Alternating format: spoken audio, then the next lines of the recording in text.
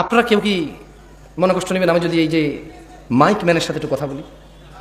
ওকে তিরস্কার করবেন? করবেন না। ছোট ভাই, তুমি আমার একটা কথা বলি, মনে কিছু করিও না। তুমি আজকে ঈশার নামাজ পড়ো নাই কিন্তু। হাসতেছেন কেন? বলো কোন জায়গায় আসছি ভাই? আপনার কি যে কোনো কথায় হাসেন? কথা বুঝবেন আগে, কত গুরুত্বপূর্ণ কথা বলতেছি। আমার আসলে ওয়াচ করার ইচ্ছাই চলে যাচ্ছে দিন দিন। তুমি তো আজকে ঈশার নামাজ পড়ো নাই। হাসির কি হলো? ও পড়ে নাই নামাজ, মানে হাসির কি আছে এখানে? এটা আমি বুঝতে পারছি ও পড়ে নাই। এবার ওকে দিয়ে বলি, প্যান্ডেলওয়ালা আছে এই জায়গায়? প্যান্ডেলওয়ালা আছে?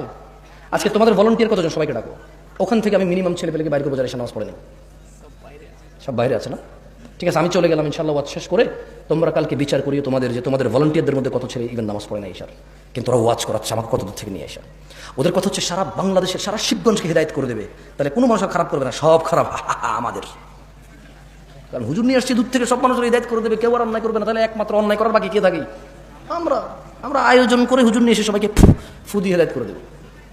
ফু দিয়ে হেদায়ত হয় না? ফু দিলে হেদায়ত হয়? হেদায়ত কে দেয়? চাইতে হয় কিনা? কারা চায়? যারা জান্নাতের আশা করে, যারা জাহান্নামের ভয় পায়। একটা মাইক ম্যান এই শীতকালের সিজনে এমন কোনো দিন নেই যেদিন সে ওয়াজ শোনে না।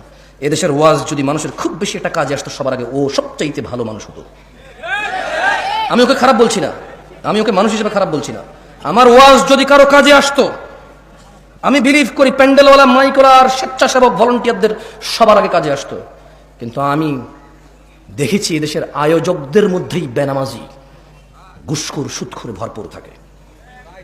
দু একজন ভালো থাকে, দু একজনের ইচ্ছা চেষ্টায়। বাকিরা যে সাড়া দেয় এটার জন্য তারা নেকি পাবে যদি তারা নামাজি হয়ে মরে। আর বেনামাজি মরলে ওর তুলে হিসেবেই আসবে না। আল্লাহ আমাদের বোঝার তৌফিক দান করুন। আমিন।